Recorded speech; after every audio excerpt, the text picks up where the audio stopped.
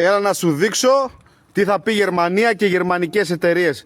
Γι' αυτό δεν πρόκειται να αλλάξω αυτό το σύστημα και να φύγω από τη Γερμανία. Είμαι στην οικοδομή και πιάνεται το παπούτσι μου σε ένα σίδερο. Το βλέπεις? Αυτό εδώ. Παίρνω τηλέφωνο την εταιρεία και τους λέω: σκίστηκε το παπούτσι μου. Μου λένε: βγάλ το μας μια φωτογραφία, στείλ το μας με το WhatsApp που σκίστηκε το παπούτσι σου, και μόλις τελειώσει τη δουλειά και γυρίσεις πίσω στην εταιρεία, στα αποδυτήρια θα σε περιμένει ένα καινούριο ζευγάρι παπούτσια. Πάμε να δούμε, με το αφήσανε? Για να δούμε, με το αφήσανε?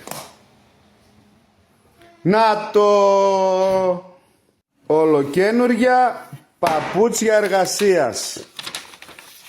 Εδώ είμαστε, κύριοι.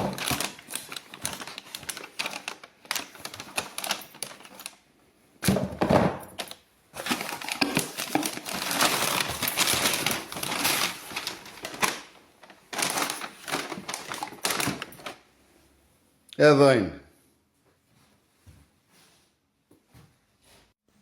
Τώρα κατάλαβες ποια είναι η διαφορά εργασίας Ελλάδα-Γερμανία? Τώρα τι να πω εγώ για αυτή την εταιρεία? Τι να πω εγώ για αυτή την εταιρεία που εργάζομαι? Για πείτε μου τώρα εσείς οι εργοδότες στην Ελλάδα, αν ο εργαζόμενός σας έλεγε ότι σκίστηκε το παπούτσι του, θα το αντικαταστούσατε αμέσως όπως έκανε η δική μου εταιρεία στη Γερμανία? Καταλάβατε τι σημαίνει σεβασμό στον εργαζόμενο? Πού να τους φτάσετε τους Γερμανούς, ρε? Πού να τους φτάσετε τους Γερμανούς, ρε, στο θέμα της εργασίας? Πού να τους φτάσετε? Έλα να σου δείξω τι θα πει η Γερμανία.